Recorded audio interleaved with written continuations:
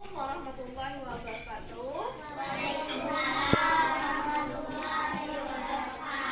Selamat pagi anak-anak. Ya, selamat pagi. Bagaimana kabar kalian pada hari ini?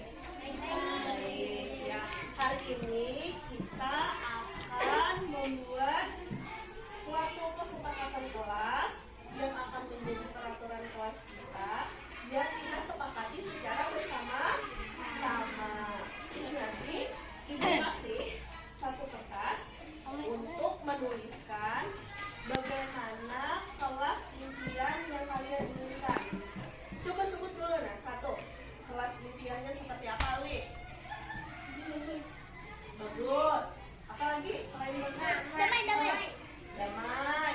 Apalagi dapat rukun. Nah, nanti ditulis di sini lah. Ibu kasih satu orang dapat satu kertas. Tulis kelas seperti apa yang kalian impikan. Nah, boleh pakai pulpen, boleh pakai spidol. Tulis.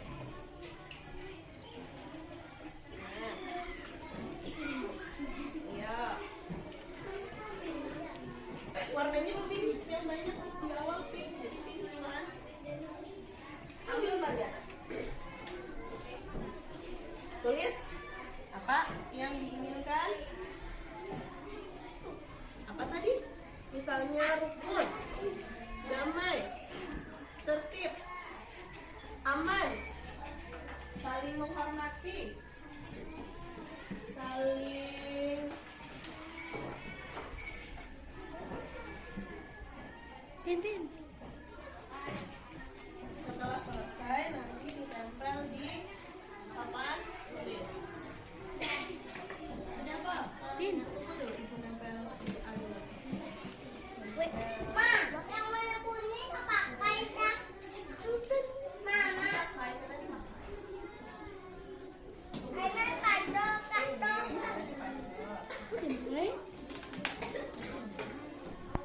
Nah, kalau sudah selesai, boleh maju ke depan. Tempel. Ada karton yang ibu sediakan. Tempel di sini, ayo. Jangan saling menutupi. Iya. Terserah di bagian mana menempelnya, terserah. Iya.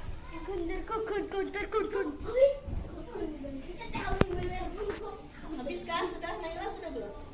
Belum. Kelas yang kalian impikan. Ada yang menuliskan rukun, ya Naila tempel.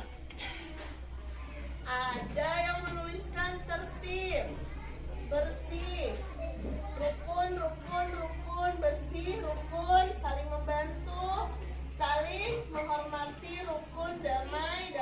Nah yang paling banyak apa nih? Rukun. Apalagi yang kedua? Selain damai. Kemudian tertib. Nah, dari yang kalian tuliskan ini tadi, sekarang bagaimana cara mewujudkan kelas impian kalian? Misalnya ibu ambil satu contoh, rukun. Bagaimana cara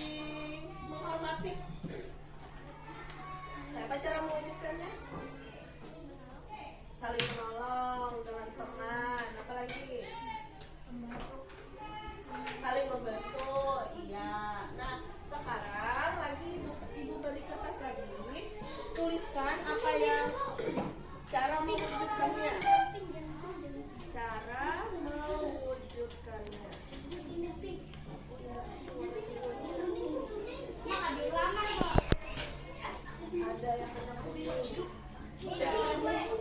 Siapa yang mau pink? Raisa apa? Cara mewujudkannya tadi misalnya tiket, kalau datang tiket penting. Tepat waktu. Biru kah? Ini? Biru tidak? Ini? Warna apa? Biru. Biru juga. Hijau. Hijau.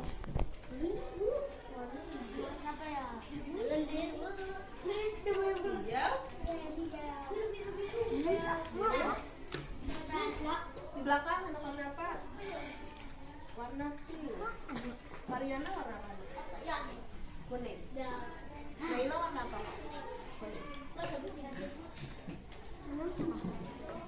Tulis seperti yang kita sebutkan tadi. Cara mewujudkannya bagaimana? Apa? Warnanya mau? Warna pink. Habis. Warna kuning. Naila apa warna apa? Hijau.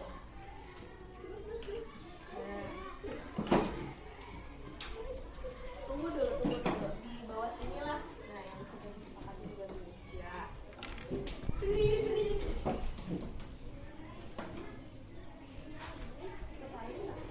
Paling dapat tulisnya. Coba sama kertas ini.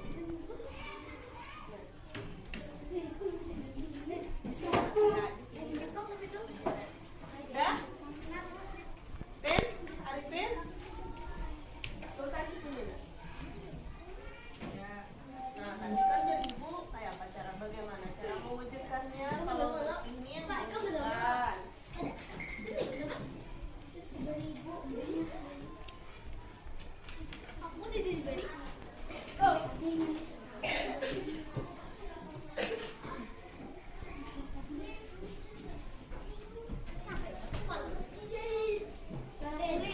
Ada lagi yang belum?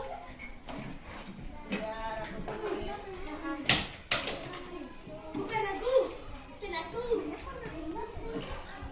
Ada lagi? Arifin?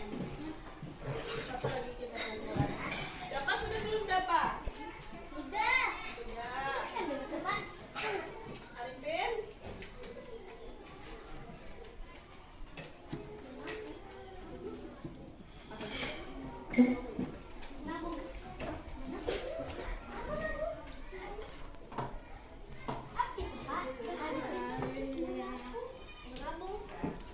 Nah, masing-masing dari kalian sudah menuliskan cara mewujudkan kelas impian. Coba ibu bacakan lagunya Auli dulu. Saling membantu, sepakat apa tidak? Sepakat. Tidak, Riki sepakatnya. Sepakat.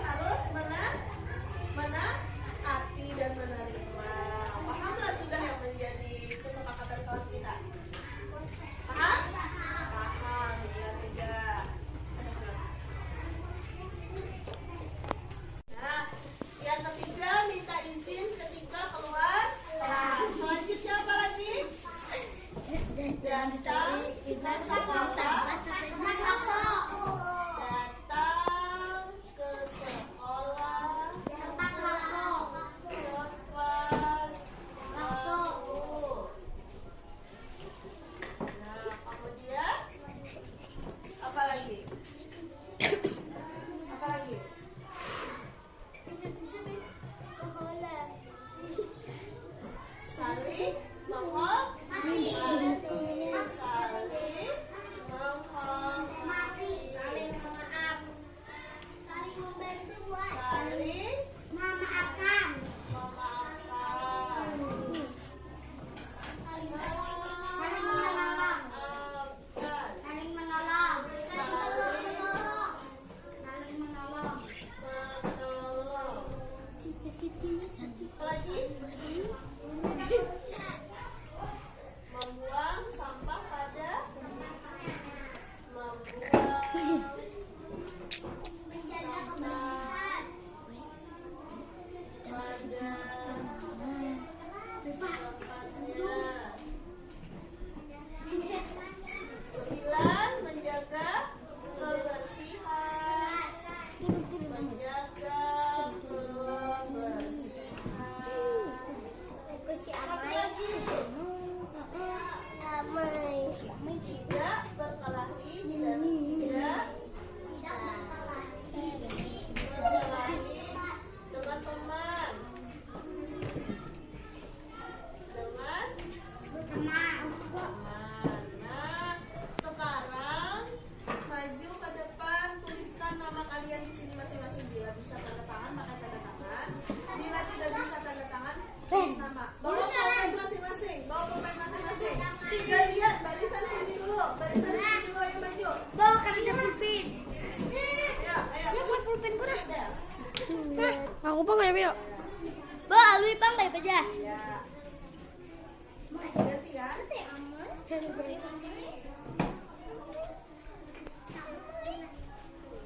Mama boleh ku Kalau sudah duduk dulu lah.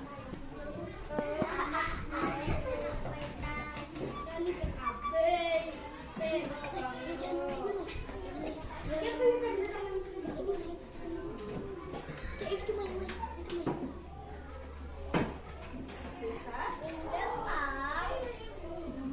Barisan sini. Barisan sini maju. Ayo. Pen, barisan campen pakai dulu. Ipin.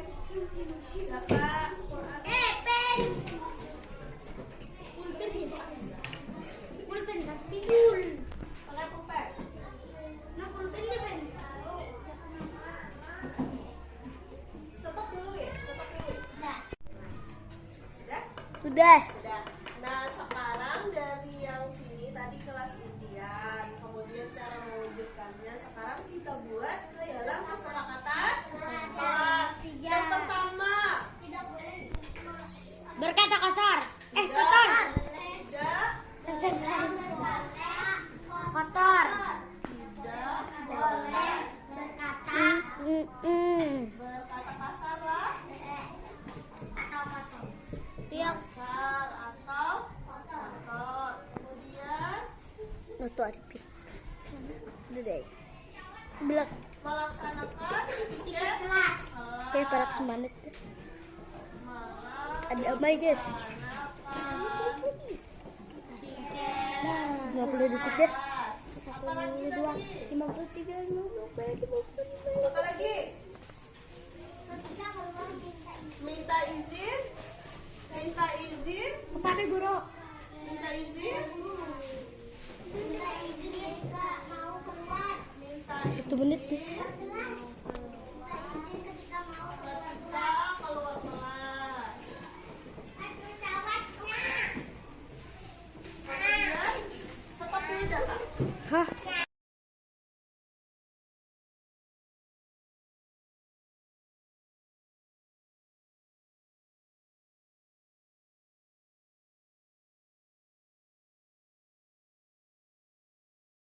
Assalamualaikum warahmatullahi wabarakatuh. Waalaikumsalam warahmatullahi wabarakatuh. Bismillahirrahmanirrahim. Alhamdulillahirrabbilalamin. Assalatu wassalamu ala asrafil anbiya'i wal mursalin wa ala alihi wa sahbihi ajmain, amma ba'du. Yang saya hormati Kepala Sekolah SDN Anjir Muara Lama, yang saya hormati Bapak dan Ibu Dewan Guru SDN Anjir Muara Lama, dan yang Ibu sayangi anak-anak Ibu sekalian yang berhadir pada hari ini. Pertama-tama marilah kita panjatkan puji syukur kepada Allah Subhanahu wa taala karena pada hari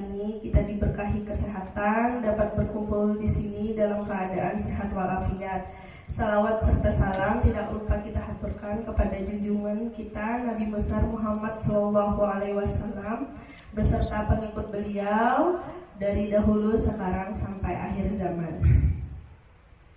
Di kesempatan ini ulun mengucapkan terima kasih sebanyak-banyaknya kepada Bapak dan Ibu yang dapat berhadir pada hari ini, juga kepada anak-anak Ibu yang dapat mengikuti kegiatan pada hari ini. Hari ini adalah kegiatan pengimbasan materi di dalam kegiatan guru penggerak. Jadi ini tentang disiplin positif atau budaya positif di modul pembelajaran modul 2.1, yaitu disiplin positif dan nilai-nilai kebajikan universal. Ulun mulailah.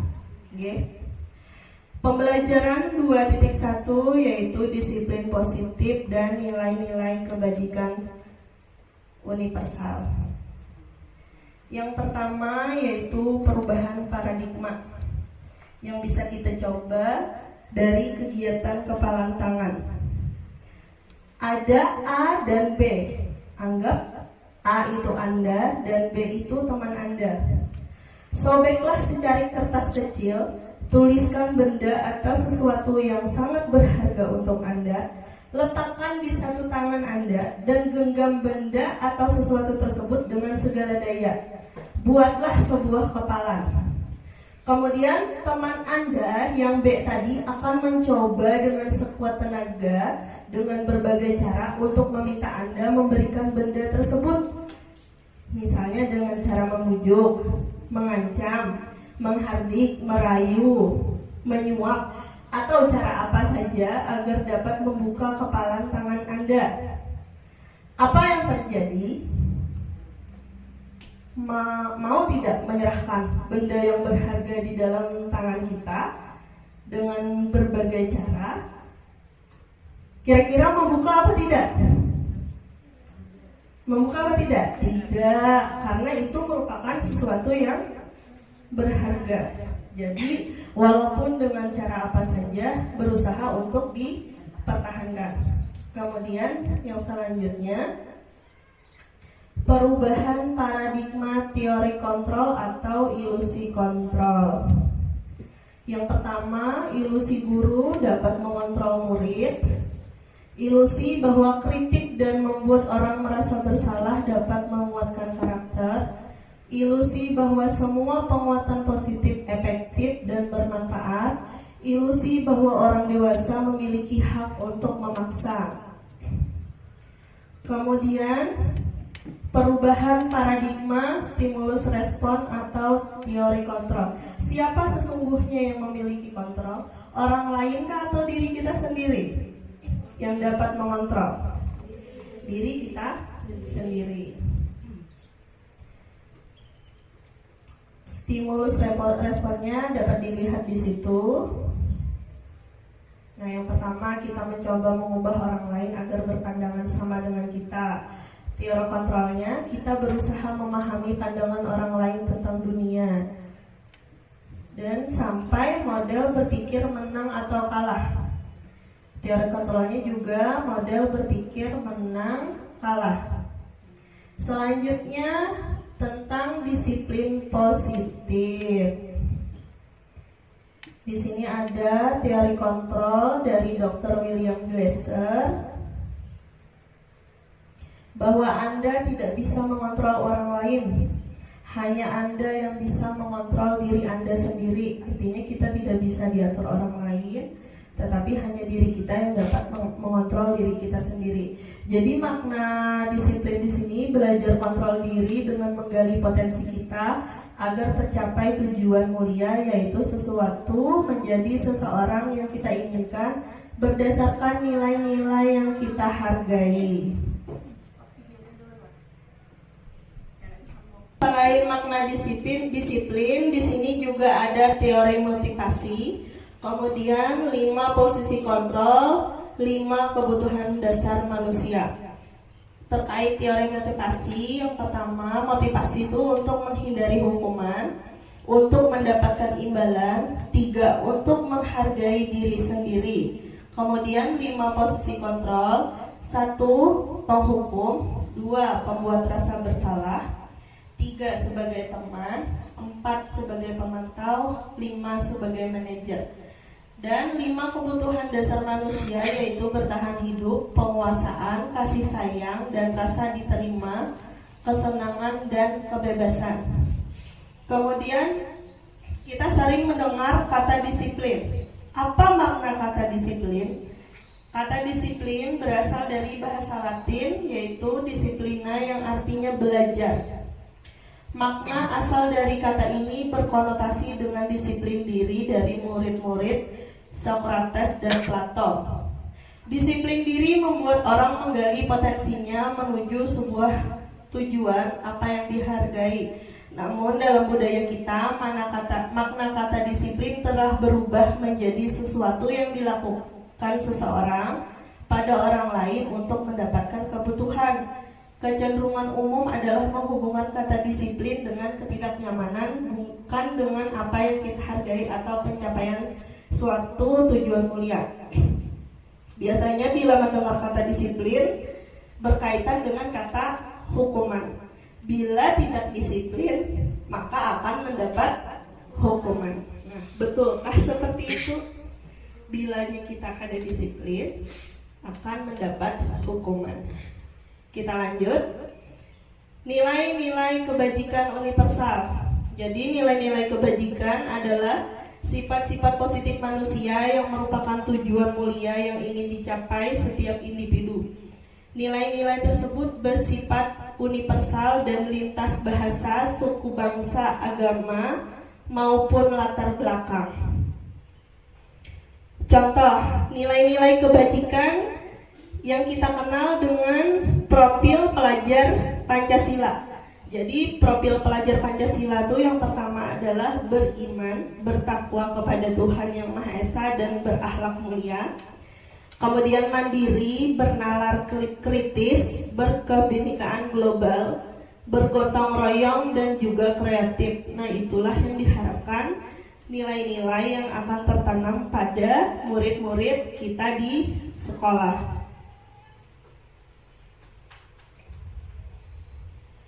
Kemudian pembelajaran 2.2 tentang teori motivasi, hukuman, penghargaan, dan restitusi.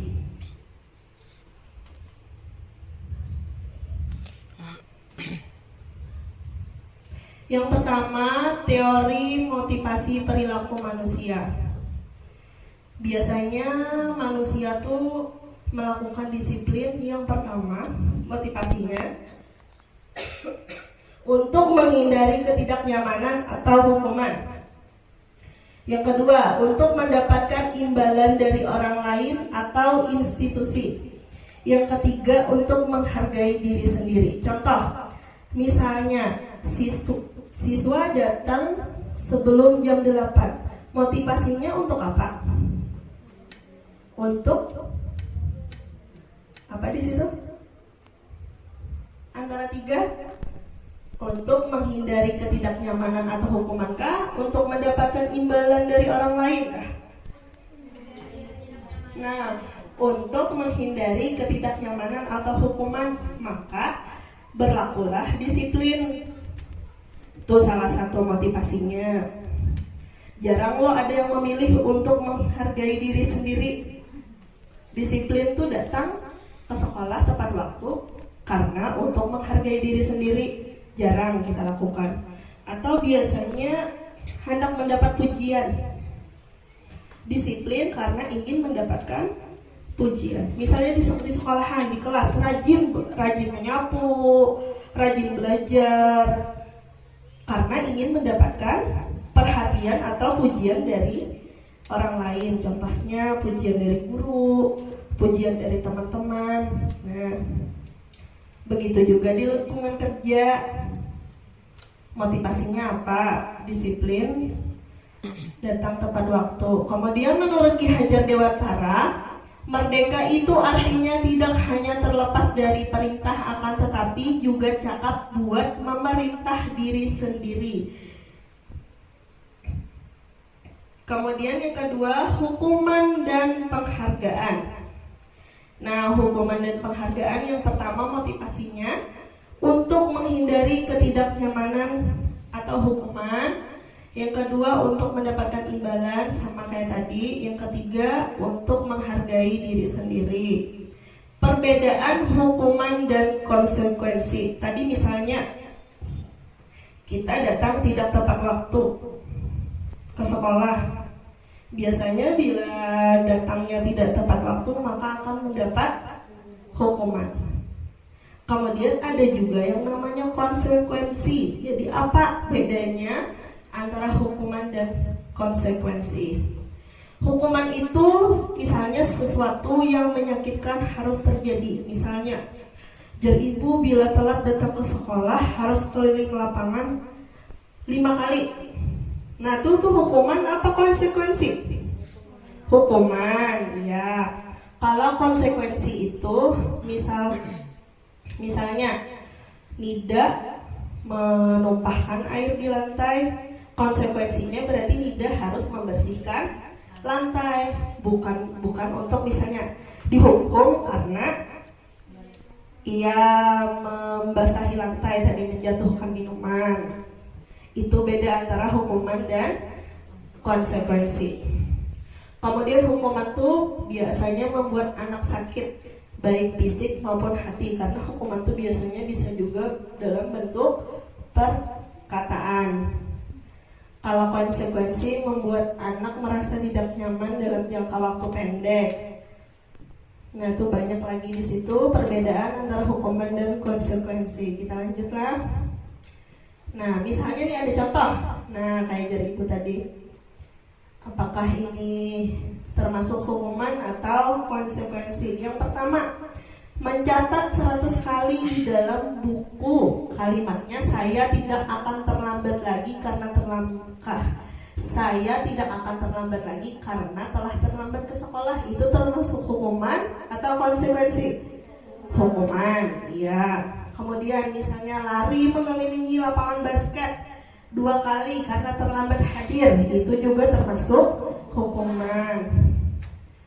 Nih sama diminta push up. Nah, kalau konsekuensi contohnya menggantikan kertas tugas teman yang telah dicoret-coret, diganti lawan buku yang hanyar, itu termasuk konsekuensi. Selanjutnya, nah jadi sebagai seorang pendidik yang seharusnya posisi kita itu untuk mendisiplinkan anak-anak, di antara 3 macam nih, hukuman, konsekuensi, dan restitusi, harusnya berada di posisi restitusi. Nah, sama aja bentuknya nih seperti hukuman, tapi tidak menyakiti secara fisik dan perasaan. Misalnya, hukuman itu adalah sesuatu yang menyakitkan yang harus terjadi. Konsekuensi itu untuk menebus apa yang telah kita lakukan, sedangkan restitusi itu merupakan pilihan.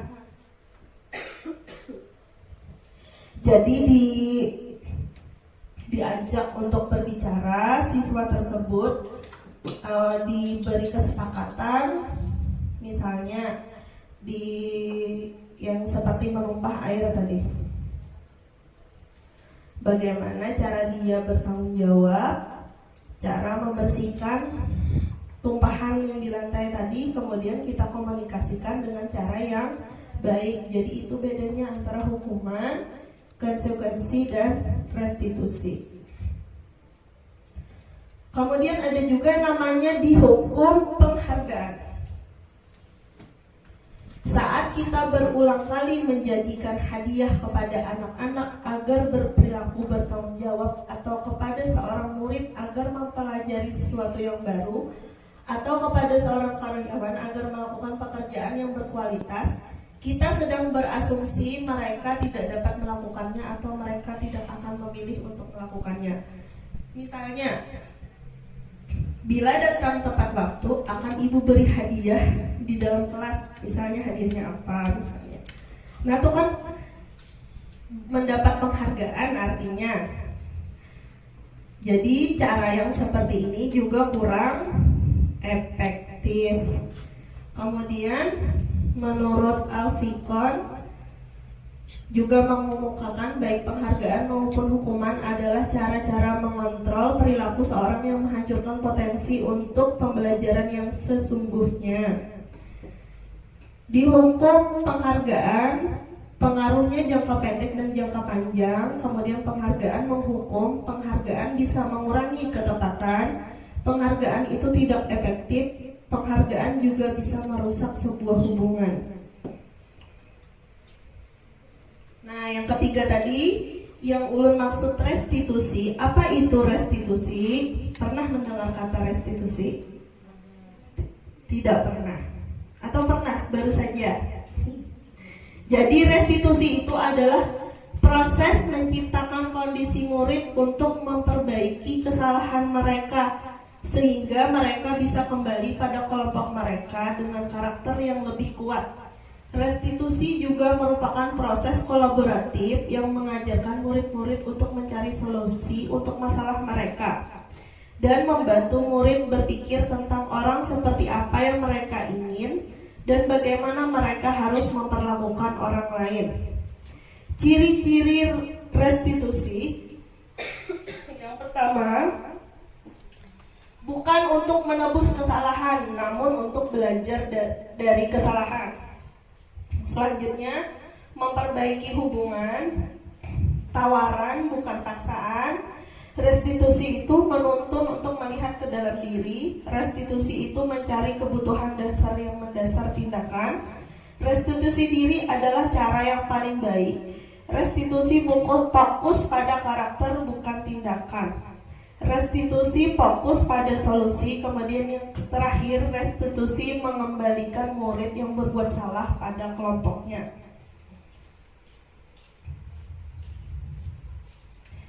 Kemudian setelah itu tentang keyakinan kelas. Nah, jadi keyakinan kelas ini juga merupakan budaya positif. Mengapa tidak peraturan saja? Mengapa harus keyakinan kelas? Biasanya kita di dalam kelas sudah mempunyai aturan yang sudah baku. Jadi apa bedanya dengan keyakinan kelas?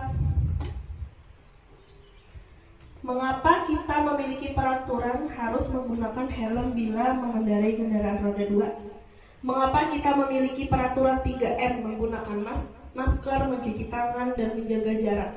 Mengapa kita memiliki peraturan harus datang tepat waktu pada saat mengikuti pelatihan? Untuk mendukung motivasi intrinsik, kembali ke nilai-nilai atau keyakinan lebih menggerakkan seseorang dibanding mengikuti serangkaian peraturan-peraturan. Jadi budaya positif itu meliputi lingkungan positif, keyakinan kelas, dan yang terakhir adalah peraturan kelas. Ini contoh kesepakatan kelas. Nah, kesepakatan kelas ini dibuat oleh semua siswa di dalam kelas, kemudian disepakati secara bersama-sama, ditempel, bisa dalam bentuk di karton, ditulis, agar anak-anak kita mengingat apa yang menjadi kesepakatannya. Ini contohnya misalnya datang tepat waktu, mengucapkan salam, menjaga kebersihan sekolah, berdoa sebelum dan sesudah kegiatan, aktif dalam pembelajaran, kemudian tertib. Ini sebenarnya mirip dengan peraturan yang sudah ada di sekolah kita, tetapi lebih dispesifikasikan kembali. Nah, menjadi kesepakatan kelas.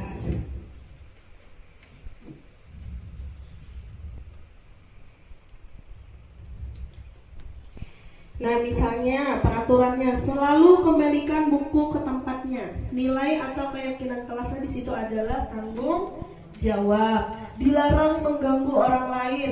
Nilainya di situ adalah menghormati, menghargai, menyayangi. Hadir di sekolah 15 menit sebelum pembelajaran dimulai. Itu nilai atau keyakinan kelasnya. Menghormati orang lain, berkomitmen, dan banyak lagi di situ contohnya bisa dilihat.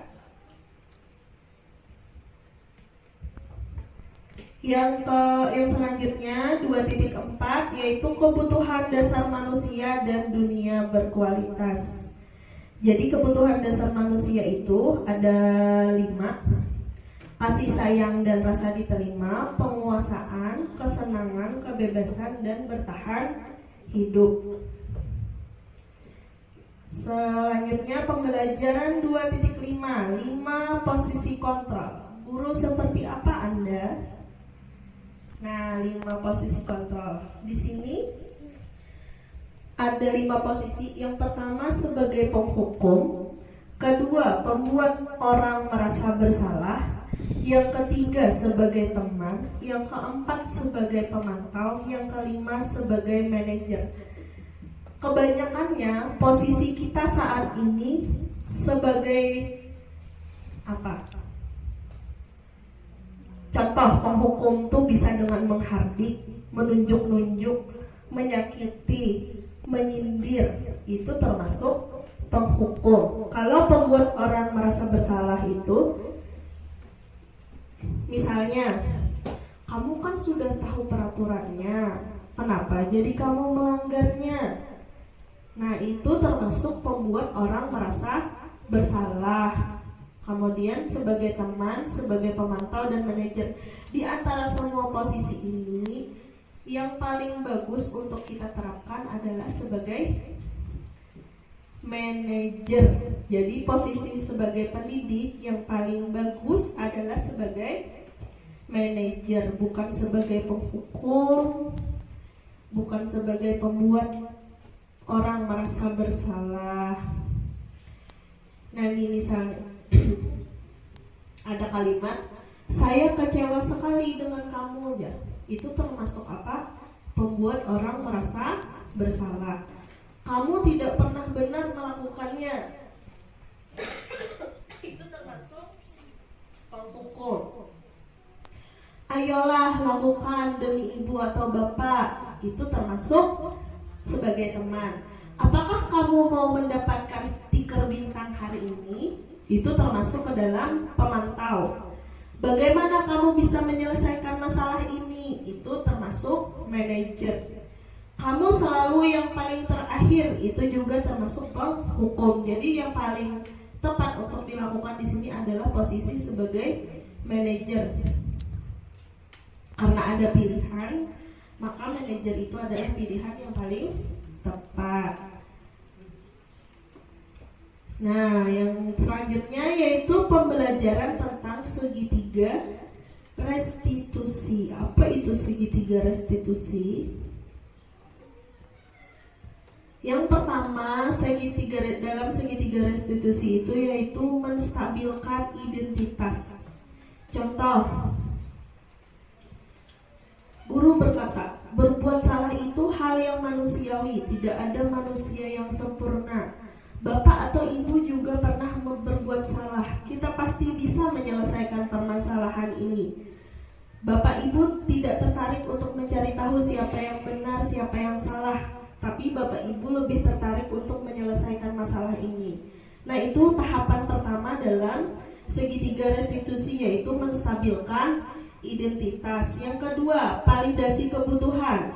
Membantu siswa mengenali kebutuhan yang ingin dipenuhinya ketika melakukan kesalahan. Misalnya gurunya berkata, kamu bisa saja kan melakukan hal yang lebih buruk, tapi kamu tidak melakukannya kan?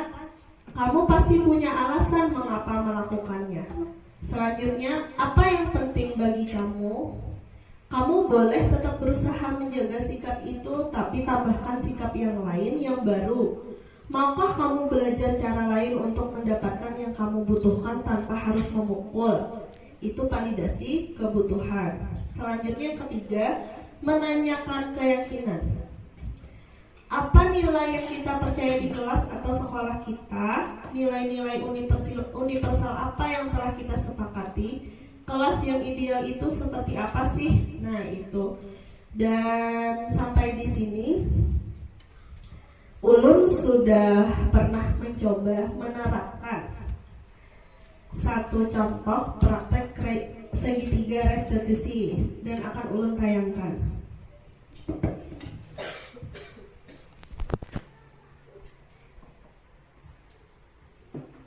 Ini sebagai contoh aja.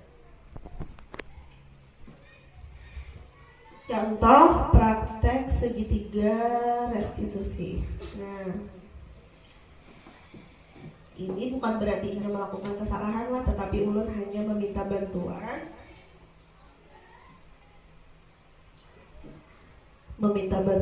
untuk melakukan praktek segitiga restitusi. Ya, jadi ada skenario, ada kasus 1.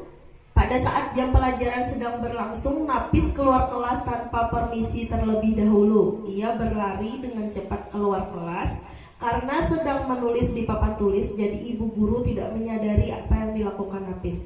Kemudian tadi saat jam pelajaran berlangsung, kamu pergi keluar kelas tanpa permisi. Apa yang terjadi? Iya. Nah, itunya jalan. Kemudian Padil, teman sebangku Napis, melapor pada ibu guru kalau Napis keluar kelas tanpa permisi. Setelah menerima laporan Padil, ibu guru segera mengikuti Napis keluar kelas. Ternyata Napis sedang berada di kantin sekolah. Pada saat jam istirahat, ibu guru memanggil Napis untuk membicarakan apa yang telah dilakukan Napis. Kemudian kasus yang kedua, Silpi, Silna, dan Naila piket kelas setiap hari Senin. Tetapi Silpi selalu datang terlambat ketika piket kelas. Silna dan Naila melaporkan hal ini pada ibu guru bahwa Silpi selalu tidak melaksanakan piket kelas. Nah, ini rancangannya. Kemudian ada juga skrip, jadi dibuatkan skripnya karena ini hanya sebagai contoh. Kalau kita praktek secara nyata tidak perlu skrip.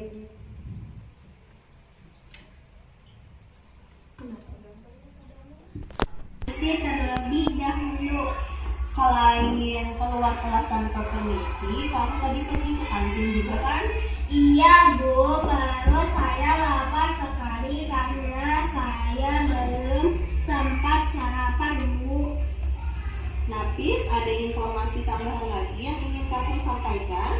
Saya tidak bermaksud untuk meninggalkan kelas, tapi saya hanya ingin membeli makanan karena lapar. Ibu di sini memanggilmu untuk mencari penyelesaian bersama-sama. Kamu pasti punya alasan mengapa melakukan hal ini. Seperti yang kamu bilang tadi, perutmu lapar karena tidak sempat sarapan. Iya Bu. Sekarang mari kita bicara tentang keyakinan kelas kita. Apa yang kita percaya? Yang mana yang belum kamu lakukan? Saya harus meminta izin sebelum keluar kelas.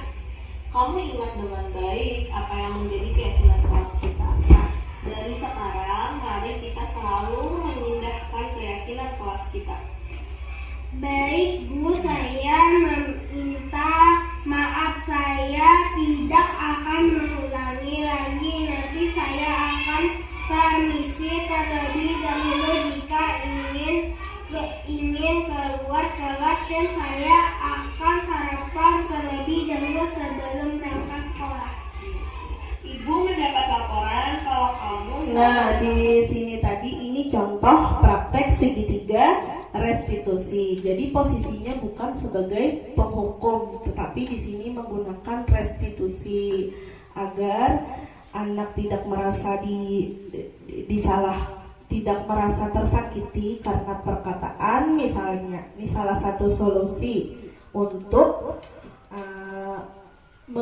bagaimana siswa kita bisa mengikuti aturan dengan sebaik-baiknya. Selain ini, ada juga tadi kan tentang kesepakatan kelas.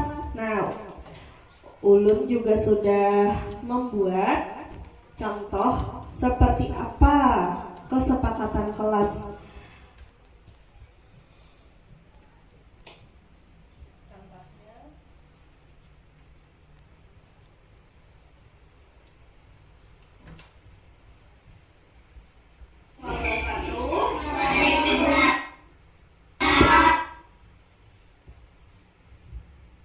Karena pakai tab jadi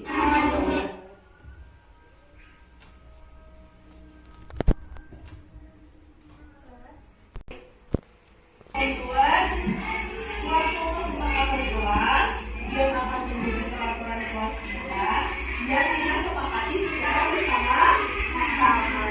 Jadi ibu kasih satu kertas untuk menuliskan bagaimana kelas impian yang kalian inginkan. Coba sebut dulu ya, satu. Kelas impiannya seperti apa nih? Bagus. Apa lagi? Selain bagus, damai. Apa lagi dapat? Rukun. Nanti ditulis di sini lah. Ibu kasih satu orang dapat satu kertas. Tulis kelas seperti apa yang kalian inginkan. Boleh pakai pulpen, boleh pakai spidol.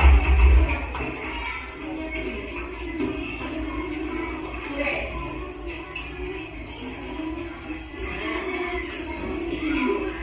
Ya.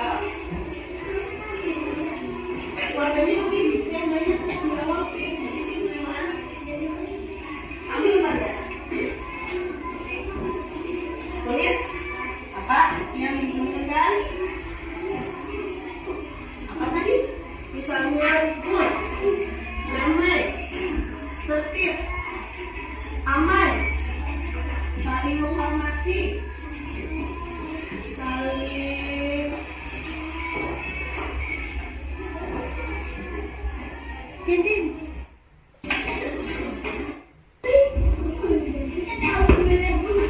Habiskan sudah naik kelas sudah belum? Belum. Kelas yang kalian impikan. Ada yang menuliskan rukun, ya daerah. Ada yang menuliskan tertib, bersih, rukun, bersih, rukun, saling membantu, saling menghormati, rukun, damai. Nah yang paling banyak apa nih? Rukun. Apa lagi yang kedua? Damai. Kemudian tertib. Nah, dari yang kalian tuliskan ini tadi sekarang, bagaimana cara mewujudkan kelas impian kalian? Misalnya kalau satu contoh rukun, bagaimana cara mewujudkannya? Ya, apa tadi? Misalnya rukun artinya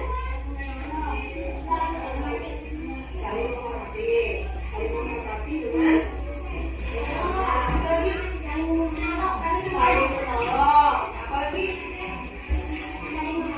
Saling memaafkan.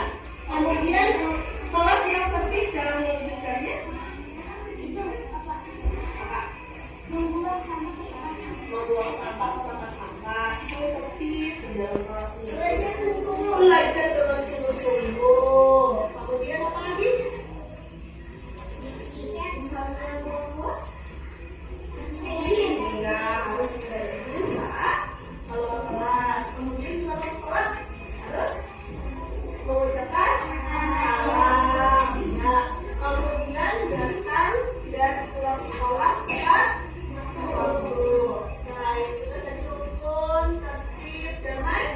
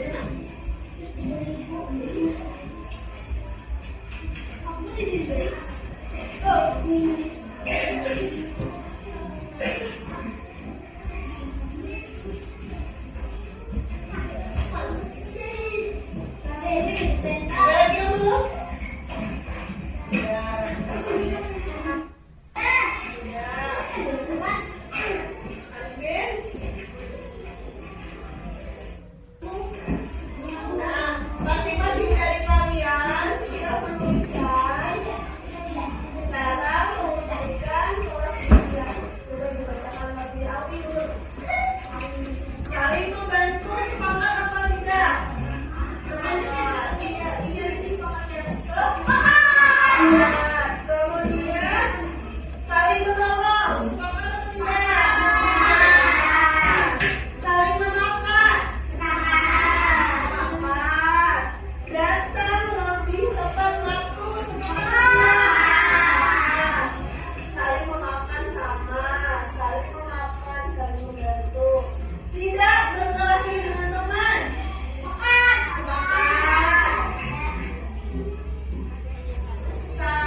Membersihkan kelas 3-3. Semangat. Saling membantu dan sama. Siapa yang belum lagi? Jadi yang izin.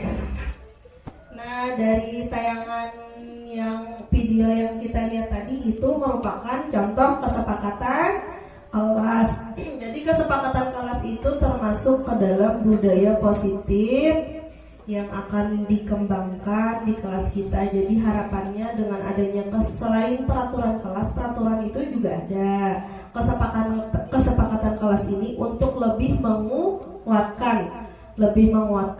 Jadi tiap hari bisa untuk diingatkan kembali apa yang menjadi kesepakatan kelasnya, karena kesepakatan ini terjadi antara guru dan murid.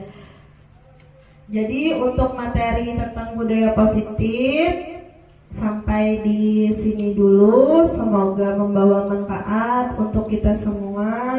Kalau ada kesalahan dan kehilapan dari saya memohon untuk dimaafkan, dan saya akhiri dengan mengucapkan Assalamualaikum warahmatullahi wabarakatuh. Waalaikumsalam.